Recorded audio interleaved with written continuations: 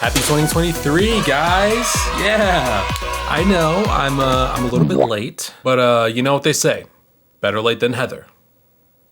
Cause nobody likes Heather. And 2023 has been going pretty good so far, you know, can't complain too much. It's been going relatively chill, as the kids say. Let's just hope it stays that way, you know?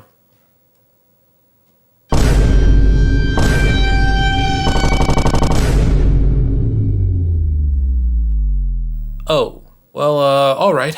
It was actually a pretty good run, all things considered, but 2023 has officially gone to crap. Yeah, so if you couldn't tell by the moodier lighting here, I'm gonna complain about some things today. Things that make me upset, things that make me a little angy-wangy, as it were. So just like the Adobe video, you guys are gonna be my therapist for the day and let me vent, because it's very cathartic for me. And the first thing I'm gonna talk about today is that Netflix is not allowing password sharing anymore, which sucks. And I'm sure you guys have heard about this news already, and you know, originally I wasn't even gonna talk about it. I figured it's been covered enough. But after about 5 gajillion TikToks of people complaining about Netflix on my For You page, I figured I should talk about it maybe a little bit, I don't know. But yeah, if you somehow haven't heard the news yet, Netflix is gonna be cracking down on password sharing, and if that's not bad enough, they're doing it in probably the dumbest way possible. And you know, let me just preface the rest of this video by saying, I am but a man. And there's a lot of information about the topics I'm gonna be talking about, so I might get a couple things wrong, but you know, you are watching a video by a guy who only has like 2,000 subscribers, so you really shouldn't have expected a research paper anyway, you know what I'm saying? But if I understand correctly, this whole Netflix commotion started because apparently in the United States Netflix Help Center, some people noticed that there was some new rules surrounding password sharing, which was that you can't do it anymore. And to be fair, I should state that after receiving an insane amount of backlash, Netflix has actually come out since and said, hey guys, that was just, we were just playing around. That was a mistake. Those rules, they only apply to certain countries, all right? You guys in the US, you're good, you're fine. Please don't cancel your subscriptions. So, you know, while Netflix did say that, I'm still pretty sure that these rules are gonna be implemented worldwide at some point, because Netflix never explicitly said that they weren't gonna do that. So I think it's more of a matter of when than if. So let's break down these new rules, shall we? From now on, the only people that can use a Netflix account are people that live in the primary household of said account. And I think the way that they assure this is that your device has to be connected to the Wi-Fi network that's associated with that Netflix account, and you need to watch something at least once every 31 days or your account gets blocked. Yeah, the overpriced account that you pay for with your own money will get blocked if you don't watch something in your primary household for 31 days. Am I the only one who thinks this feels a bit gun to your headish? Like, it feels like a threat. It feels like Netflix is saying, hey, we noticed you haven't used us in 29 days. You better open our app, or you'll be sorry. Like, already Netflix, dumb, stupid, ignorant idea. Because first of all, I feel like there's a million situations where this whole primary household thing doesn't really work. Situation number 1. You live in 2 different places. You ever thought about that, Netflix? You ever thought about all the children of divorce who travel back and forth between 2 homes and now they can't even watch Big Mouth or whatever the hell kids watch on Netflix? I mean, God forbid you have family members who you don't live with. Sorry, I guess both of you guys are gonna have to pay for your own accounts. I mean, I don't wanna say that Netflix is anti-family, but I mean, look what they're doing. They're splitting up Netflix family households. You're kind of forcing my hand a bit, you know what I'm saying? Situation number 2, what if you're traveling? What about all the people that are constantly on the road for their jobs, like truckers or businessmen or, hell, comedians? Like, sorry guys, I know you have specials on Netflix, but you won't be able to watch them because you're out doing shows and you're not at your primary households like good little boys and girls. Like, it's just such a dumb idea, you know? And you know, to be fair, you can unblock Netflix if you're traveling. You just have to contact Netflix, because we all know how smooth that process is gonna be, and request a temporary code from them, which, by the way, only lasts 7 days. After that, I assume your device gets blocked again. So, you know, for the people that are traveling for more than a week, tough luck, I guess. Figure it out yourselves. Netflix doesn't care about you. And like, the thing I hate the most about this change is that it doesn't only screw over the people who use somebody else's Netflix, like me, but it also screws over the people that pay pay for Netflix because it just overcomplicates things. You know, Netflix used to feel like a fun little booty call. You just open it up when you want to watch something, do your thing, and then leave when you're done, right? But now there's like all these rules attached to it, you know? You gotta check in on it once every 31 days. You gotta let it know when you're traveling for more than a week. You can't share it with your friends, so you're like exclusive now. It's starting to feel more like a relationship, you know? Which is more than what I asked for, Netflix, all right? We agreed we wouldn't let this turn into anything. It just feels so convoluted. You know, you're adding more responsibility onto your customers. And on top of that, you're charging more for your services. And so now, instead of password sharing, they're gonna implement this new like sub-account system. Which is a cool little system where you only have to pay $3 extra a month per person you want to add onto your account. So, pretty sweet deal, right? You know, I guess technically it's better than said person having to now create their own account. But still, I feel like Netflix missed the reason why password sharing was a thing in the first place. It was free. It didn't cost anything. Zero, nada, zilch. Another word for nothing. Do you think the people paying for Netflix are gonna want to pay $3 extra for every person that wants to use their account? No! I mean, I know my cousin loves me, alright, but she's not gonna tack on $3 to her bill so that I can scroll on Netflix for 10 minutes and then, you know, eventually leave because I didn't find anything to watch. And technically, yes, I could send her $3 a month to cover the cost, but still, at that point, it's just like, it's annoying, you know? So this new, like, alternative to password sharing is not really an alternative at all. You just took it away and then punched your customers in the face, and then broke like 7 other toes. And so let's just take a beat, all right, and reassess where we are.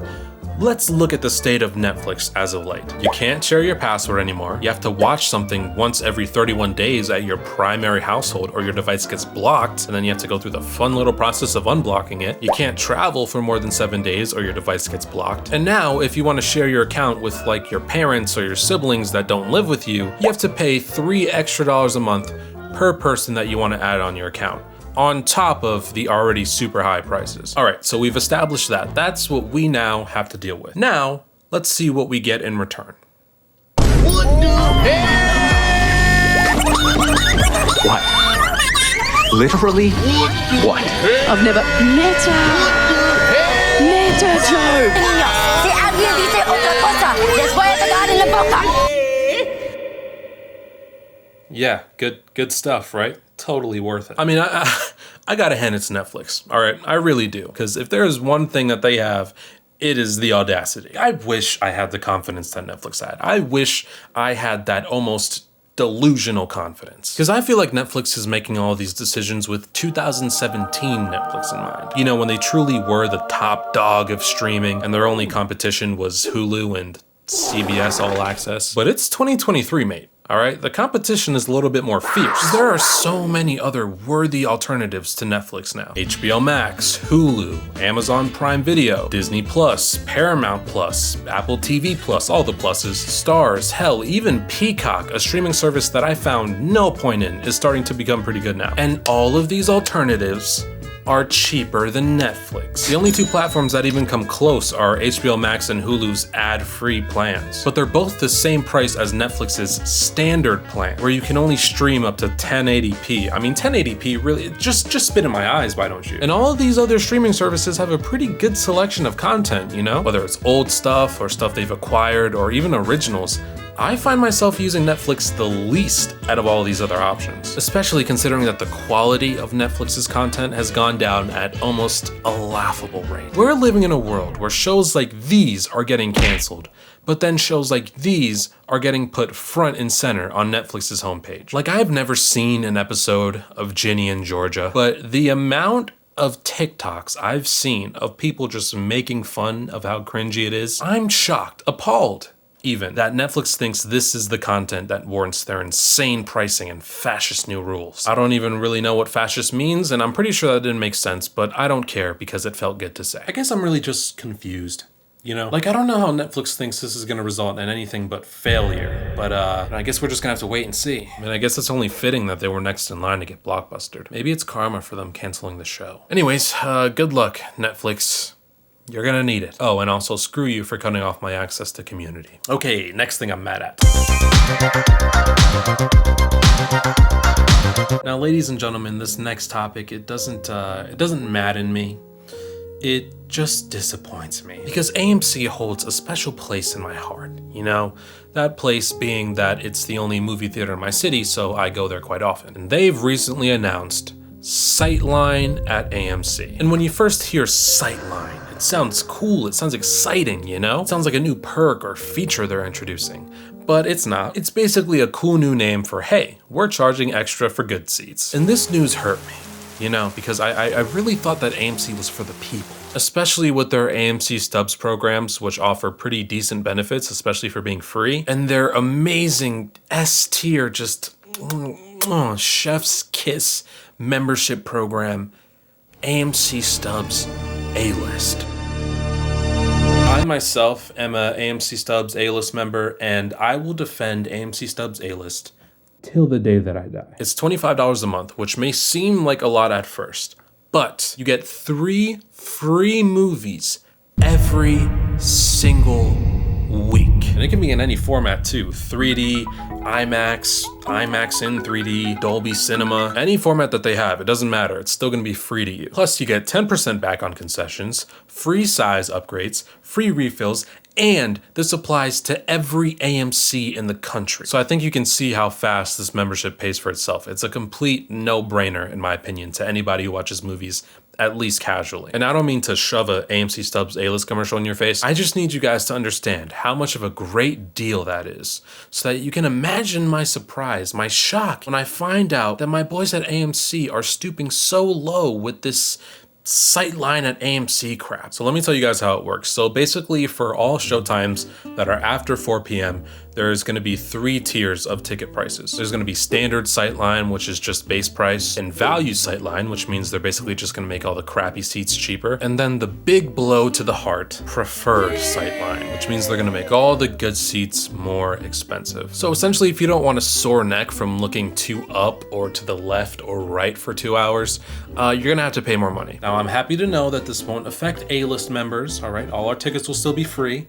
But I mean, for the rest of you guys, that kind of sucks. Because it's such an obvious cash grab. There's really no other way to put it. It's not like there's any real benefit with Sightline unless you count cheaper front row seats as a benefit. My boy Frodo put it perfectly. He said, "The movie theater is and has always been a sacred democratic space for all, and this new initiative by AMC Theaters would essentially penalize people for lower income and reward for higher income." My thing is, it seems like such a backwards business tactic. Like, who are these companies hiring to conduct their business strategies? Netflix and AMC are just 2 examples of the many times a company has made just an obviously bad decision. Like, I'm gonna read a statement from Elliot Hamlish, who's EVP and CMO of AMC Theaters, whatever that means. And I want you guys to listen to this statement, know that it's real, and try not to laugh. Here we go. Sightline at AMC more closely aligns AMC's seat pricing approach to that of many other entertainment venues, offering experience-based pricing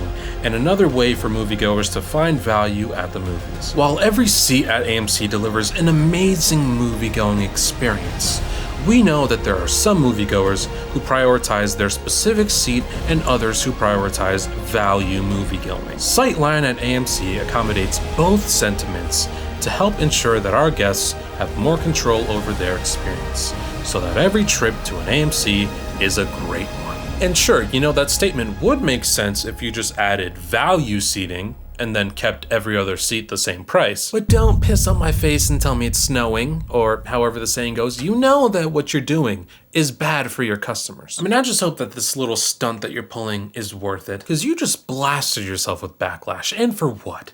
For what, huh?